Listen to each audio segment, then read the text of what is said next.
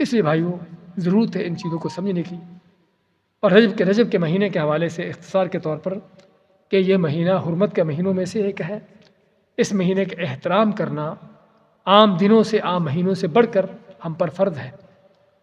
اور اس کے احترام میں سب سے بڑی جو چیز ہے کہ اللہ تعالیٰ کی نافرمانیوں سے بچنا اور اللہ کی اطاعت میں نیکی میں جس قدر ہو سکے اس میں آگے بڑھنا، کیونکہ اللہ تعالیٰ اگر کسی وقت کو فضیلت دیتا ہے، کسی جگہ کو فضیلت دیتا ہے، تو اس جگہ یا اس وقت میں کی ہوئی نیکی بھی اس کا اجر زیادہ ہوتا ہے، اور اس میں کیے ہوئے گناہ کا بھی وبال اور بڑھ کر ہوتا ہے۔ بیت اللہ میں ایک نماز کا کتنا ثواب ہے؟ 1,00,000 کا۔ اور گناہ کرنے کا کیا وبال ہے؟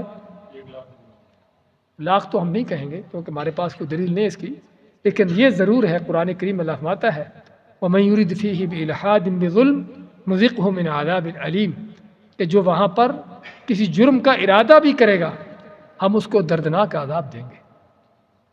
حالانکہ اپنے اسلام کے اصولوں میں سے بنیادی اس کے فارمولے جو قاعدہ کلی ہے اس میں سے یہ ہے کہ صرف گناہ کا ارادہ کرنے سے آدمی گناہ گار نہیں ہوتا، نہ اس کا گناہ لکھا جاتا ہے جب تک وہ گناہ کر نہیں لیتا۔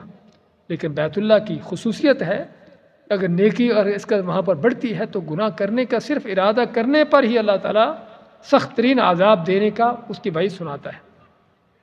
اسی طرح سے ہی ہر اس وقت میں بھی جس کو اللہ نے فضیلت دی ہو اس میں گناہ عام دنوں کے گناہ سے زیادہ بڑا ہے، اس میں اللہ کی نافرمانی عام اوقات سے بڑھ کر ہے، اس کا وبال اس سے بڑھ کر ہے۔